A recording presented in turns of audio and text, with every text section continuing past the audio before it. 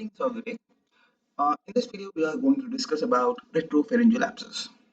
The retropharyngeal space lies between postpharyngeal wall and prevertebral fascia and extends from the base of the skull to the second thoracic vertebrae. And this space is fused down the midline and contains two chains of lymph nodes extending down each side. An important potential complication is caudal spread into this potential space, leading to mediastinitis. These lymph nodes tend to regress by age 4, and this obliterates the potential space, which explains the decreased frequency of the retropharyngeal abscess in older children. The formation of the retropharyngeal abscess is believed to be secondary to the suppuration of the lymph nodes that have been seeded from a distant infection. The localized penetration trauma with subsequent invasion of this space by bacteria is another cause of a retropharyngeal infection. Most common most commonly occurs in the children who fall with a stick or other similar object in their mouth. Infection can also occur from traumatic esophageal instrumentation or ventral extension of vertebral osteomyelitis. Retropharyngeal infection typically progresses from an organized phlegmon to a mature abscess. Coming to the clinical features, most cases will have insidiously over a few days and after a relatively minor upper respiratory tract infection or pharyngitis. Fever is typically present, but may be absent in more than 10% of the patients.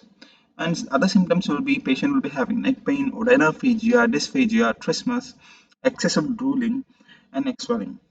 And children may occasionally have present with a unusual position with stiffness and torticollis and a hyperextension. The voice may be muffled, and anterior cervical lymphadenopathy is common. A unique finding is bulging of the posterior pharynx, oropharynx. And the diagnosis should be considered in any child who will not fully extend his or her neck to look up. That is known as Balti's sign. Abscess progression can lead to stridor and respiratory distress. And pleuritic chest pain is an ominous sign because it indicates the infection spread to the mediastinum. How do you diagnose a case? So diagnosis is like initial imaging is a lateral neck radiograph, which will show a mass, radio-opaque mass. The diagnosis of the retropharyngeal abscess cellulitis is suggested when a retropharyngeal space at C2 is twice the diameter of the vertebral body or greater than the one half of the width of the C4 vertebrae. So let me show you this. If you see in this picture, the lateral neck radiograph, this is the oropharynx, then there's the pharyngeal wall.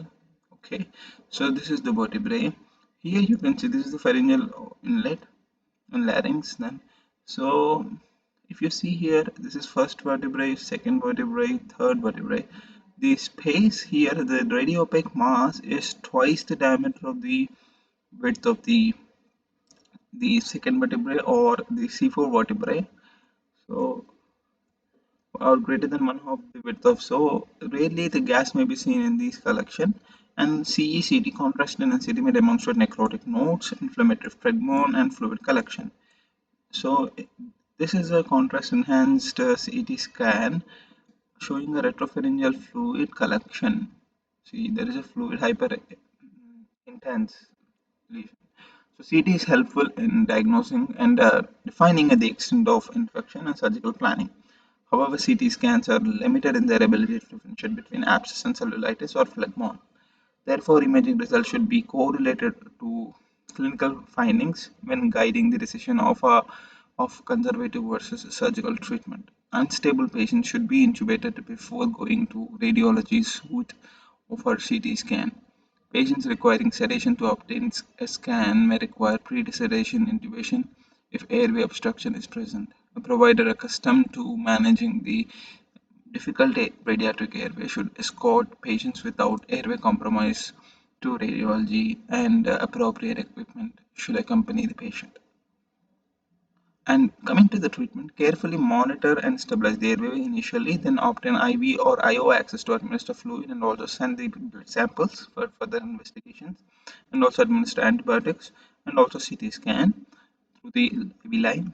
And most retropharyngeal abscess will be a mixed flora when cultured, having a mixed flora. And common organisms will be Staph aureus, Strep pyogenes, and Strep viridans, and beta-lactamase producing gram-negative routes. Oral anaerobes are also a possible cause, and retropharyngeal cellulitis and a small localized abscess may be treated successfully with antibiotics alone. And all other cases should be undergo operative incision and drainage, usually by an otolaryngologist. Then initial treatment will be clindamycin, which covers the anaerobes. The dose will be 15 mg per kg every 8th hourly, or ampicillin sulbactam combination 50 mg per kg every 6th hourly.